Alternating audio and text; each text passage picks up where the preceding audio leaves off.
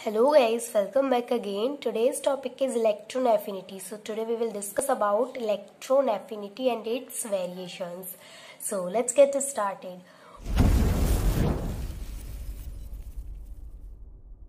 What is electron affinity? Electron affinity क्या होती है? The electron affinity of an element may be defined as an amount of energy released when an extra electron enters the valence orbit of an isolated neutral atom to form negative ion. It means electron affinity क्या होती है? Electron affinity वो amount है energy का जब कोई extra electron किसी भी एलिमेंट में किसी भी एटम में ऐड किया जाता है। जैसे कि यहाँ पर ये हमारे पास ये एक एटम है और ये एक्स्ट्रा इलेक्ट्रॉन है, तो ये जो एक्स्ट्रा इलेक्ट्रॉन इसका इसमें एडिशन कराया जाएगा तो ये जो है ये कुछ अमाउंट एनर्जी का रिलीज करेगा और उस अमाउंट को ही क्या बोलते हैं? Electron affinity.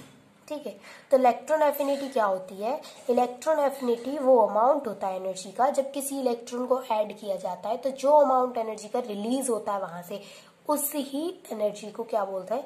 Electron affinity. Electron affinity जब भी किसी इलेक्ट्रॉन का हम किसी भी एलिमेंट में एडिशन कराएंगे तो हमें हमेशा आयन मिलेगा। क्या होगा? आयन फॉर्म होगा प्लस एनर्जी रिलीज होगी। जैसे कि जो एनर्जी रिलीज होगी उसी को तो बोलेंगे हम इलेक्ट्रॉन एफिनिटी, और फॉर्म क्या होगा? Always ion. जैसे यहाँ पर क्लोरीन है, क्लोरीन में हमने इलेक्ट्रॉन का एडिशन कराया तो एक इलेक्ट्रॉन यहाँ पर ले लिया, फिर हमें क्या फॉर्म हुआ? क्लोरीन माइनस, मतलब आयन हो गया, क्लोरीन माइनस प्लस एनर्जी, और ये जो एनर्जी हो गई ये क्या है? यही तो है इलेक्ट्रॉन एफिनिटी। अब इसके देखते हैं factor affecting electron affinity. Factor affecting electron affinity क्या होती है? तो इसका फर्स्ट पॉइंट है न्यूक्लियर चार्ज। मतलब ये जो इलेक्ट्रॉन एफिनिटी होती है न्यूक्लियर चार्ज पर किस तरीके से डिपेंड करती है ये देखेंगे। The electron affinity increases as the nuclear charge increases. मतलब इलेक्ट्रॉन एफिनिटी जो होती है वो न्यूक्लियर चार्ज के इंक्रीज होने के साथ साथ इंक्रीज होती है। तो जो इलेक्ट्रॉन एफिनिटी होती है वो क्या होती है? वो न्यूक्लियर चार्ज के डायरेक्टली प्रोपोर्शनल होती है। जैसा कि मैंने यहाँ पे नोट कर रखा है, electron affinity directly proportional to nuclear charge Z। तो जैसे जैसे न्यूक्लियर चार्ज इंक्रीज होगा वैसे वैसे ही इलेक्ट्रॉन एफिनिटी क्या होगी? वो भी इंक्रीज होगी। जैसे आप यहाँ पे मैंने ये दो डायग्राम बना रखे हैं, इसमें देखो कि यहाँ पर देखो एक एटम है, उसके अंदर ये न्यूक्लियस है, न्यूक्लियस पे +2 चार्ज है, +2 चार्ज है, मतलब इसमें इसका जो एटॉमिक नंबर है वो क्या हो गया? वो 2 हो गया। इस पर जो Z है इसका जो न्यूक्लियर चार्ज है वो कितना हो गया? 2। और यहाँ पर ये एक एटम है, यहाँ पर जो न्यूक्लियस है उस पर ये न्यूक्लियर चार्ज कितना है? 4, क्योंकि उसके अंदर कितना है? 4+। तो यहाँ पर ये 4 है, यहाँ पर ये 2 है। तो ये जो 4 है ये इलेक्ट्रॉन को इजीली खींच लेंगे अपनी ओर, क्योंकि ये जो 4 है इनकी पावर ज्यादा है, 2 की पावर कम है क्योंकि वो सिर्फ 2 है, और 2 को इलेक्ट्रॉन को अपनी तरफ खींचना है तो ये उतना इजीली नहीं खींच पाएंगे जितना कि 4 खींच सकते हैं। तो जैसे जैसे न्यूक्लियर चार्ज इंक्रीज होगा, न्यूक्लियर चार्ज क्या होता है? जो न्यूक्लियस पर चार्ज होता है, तो जैसे जैसे न्यूक्लियर चार्ज इंक्रीज होगा वैसे वैसे ही इलेक्ट्रॉन एफिनिटी भी क्या होगी? इंक्रीज होगी। इसलिए जो इलेक्ट्रॉन एफिनिटी होती है वो डायरेक्टली प्रोपोर्शनल होती है Z के। सेकेंड पॉइंट है इसका size of atom. Electron affinity atom के साइज पर किस तरीके से डिपेंड करती है? तो ये है हमारा second point, size of the atom. The electron affinity will decrease with increase in size of atom. मतलब कि जब इलेक्ट्रॉन का एटम का जैसे जैसे साइज इंक्रीज होगा वैसे वैसे इलेक्ट्रॉन एफिनिटी क्या होगी? वो डिक्रीज होगी। क्यों? क्योंकि जैसे जैसे एटम का साइज इंक्रीज होगा वैसे वैसे इलेक्ट्रॉन भी तो न्यूक्लियस से दूर होता जाएगा। जैसे देखो यहाँ पर ये छोटा एटम है और यहाँ पर छोटा एटम है, तो न्यूक्लियस के और इलेक्ट्रॉन के बीच का डिस्टेंस कम है। यहाँ पर ये बड़ा एटम आ गया तो न्यूक्लियस और इलेक्ट्रॉन के बीच का डिस्टेंस ज्यादा हो जाएगा।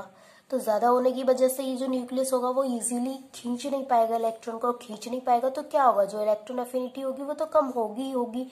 तो यहाँ पर ये जो इलेक्ट्रॉन एफिनिटी होती है ये इनवर्सली प्रोपोर्शनल होती है 1/, साइज ऑफ एटम। ठीक है, तो ये जो क्या होती है? ये इलेक्ट्रॉन एफिनिटी इनवर्सली प्रोपोर्शनल होती है एटम के साइज के। तो जैसे जैसे एटम का साइज इंक्रीज होगा वैसे वैसे इलेक्ट्रॉन एफिनिटी जो होगी वो हमारी डिक्रीज होती जाएगी, क्योंकि साइज ऑफ एटम बढ़ता जाएगा तो हमारा जो इलेक्ट्रॉन होगा और न्यूक्लियस होगा तो इलेक्ट्रॉन का न्यूक्लियस से डिस्टेंस भी तो बढ़ता ही जाएगा, और डिस्टेंस बढ़ने की वजह से वो उसको उतनी इजीली अपनी ओर खींच नहीं पाएगा। इसलिए क्या होगा, जो हमारी जो इलेक्ट्रॉन एफिनिटी होगी वो डिक्रीज हो जाएगी in this case. Third point है हमारा इलेक्ट्रॉनिक कॉन्फ़िगरेशन। इलेक्ट्रॉनिक कॉन्फ़िगरेशन में क्या होता है, ये देखो, the element having stable configuration shows very small tendency to accept additional electron and thus electron affinities are low or almost zero in such case। इसका मतलब क्या है कि वो एलिमेंट जिनका स्टेबल कॉन्फ़िगरेशन होता है, जैसे कि स्टेबल कॉन्फ़िगरेशन जैसे P का कितना होता है 6, D का कितना होता है 10, इस तरीके से, तो इनका स्टेबल है, स्टेबल कॉन्फ़िगरेशन है। Shows very small tendency to accept additional electron.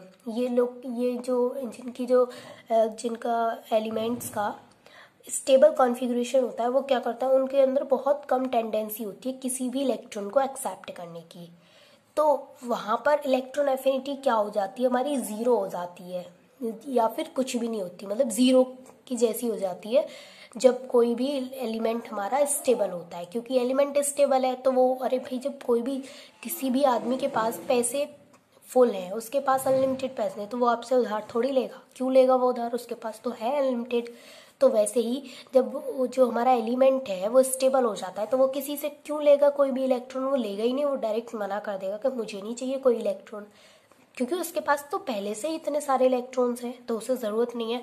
तो इन दिस केस इलेक्ट्रॉन जो हमारी इलेक्ट्रॉन एफिनिटी होती है वो क्या होती है, वो ज़ीरो हो जाती है, क्योंकि वो लेगा ही नहीं इलेक्ट्रॉन, क्योंकि उसका जो कॉन्फ़िगरेशन है एलिमेंट का वो स्टेबल है। ठीक है, पढ़ेंगे इसके वेरिएशन ऑफ इलेक्ट्रॉन एफिनिटी। तो फर्स्ट है along the period, electron affinity increases from left to right, मतलब लेफ्ट से राइट की तरफ जाने पर इलेक्ट्रॉन एफिनिटी क्या होती है हमारी, ये इंक्रीज होती है। क्यों होती है, बिकॉज ऑफ न्यूक्लियर चार्ज, क्योंकि जब हम लेफ्ट से राइट की तरफ जाएंगे तो हमारा न्यूक्लियर चार्ज इंक्रीज हो रहा है, यहाँ 3 है 4 5, तो जैसे जैसे न्यूक्लियर चार्ज इंक्रीज होता है वैसे वैसे इलेक्ट्रॉन एफिनिटी इंक्रीज होती है। ये तो हम पढ़ लिए अभी फैक्टिंग में। तो यहाँ पर क्या कह रहा है कि लेफ्ट से राइट जाने पर हमारी जो इलेक्ट्रॉन एफिनिटी होती है वो इंक्रीज होती है, क्योंकि हमारा जो न्यूक्लियर चार्ज होता है वो भी इंक्रीज होता है। ठीक है, अब सेकंड पॉइंट है हमारा यहाँ पे अलोंग द ग्रुप।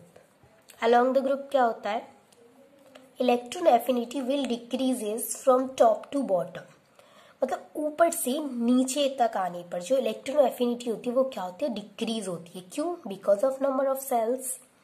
कैसे, देखो यहाँ पर मैंने ये सेल्स बना रखी हैं तो आपको अच्छे से क्लियर हो जाएगा कैसे। देखो, जैसे ये है हमारी एस सेल, यहाँ पर एस सेल है, तो जो हमारा न्यूक्लियस है उसका और इस इलेक्ट्रॉन के बीच का डिस्टेंस बहुत कम है। यहाँ पर ये हमारी एस सेल और पी सेल आ गई, तो यहाँ से जो इलेक्ट्रॉन और न्यूक्लियस के बीच का डिस्टेंस है वो बहुत ज़्यादा हो गया। यहाँ पर एस पी डी और ज़्यादा हो गया, पे एस पी डी एफ, यहाँ पे एफ आ गई तो बहुत ज़्यादा हो गया। तो जैसे जैसे हमारी नंबर ऑफ सेल्स इंक्रीज हो रही है नीचे जाने पर वैसे वैसे इलेक्ट्रॉन न्यूक्लियस से दूर जा रहा है, और इलेक्ट्रॉन न्यूक्लियस से दूर जा रहा है, इट मीन्स जो हमारी इलेक्ट्रॉन एफिनिटी होगी वो क्या होगी, तो डिक्रीज होगी ही होगी, क्योंकि इलेक्ट्रॉन दूर जा रहा है तो इलेक्ट्रॉन को न्यूक्लियस इजीली पकड़ नहीं सकता, और जब उसको पकड़ नहीं सकता अपनी तरफ ले नहीं सकता तो इलेक्ट्रॉन एफिनिटी क्या होगी, ज़ीरो होगी। तो यहाँ पर ये दे रखा है, electron affinity along the period increase होगी, अलोंग द ग्रुप डिक्रीज होगी। और इलेक्ट्रॉन एफिनिटी का यूनिट क्या होती है, इलेक्ट्रॉन वोल्ट पर मोल। तो आई होप कि आपको electron affinity and it's variation clear हो गए होंगे, and thanks for watching this video.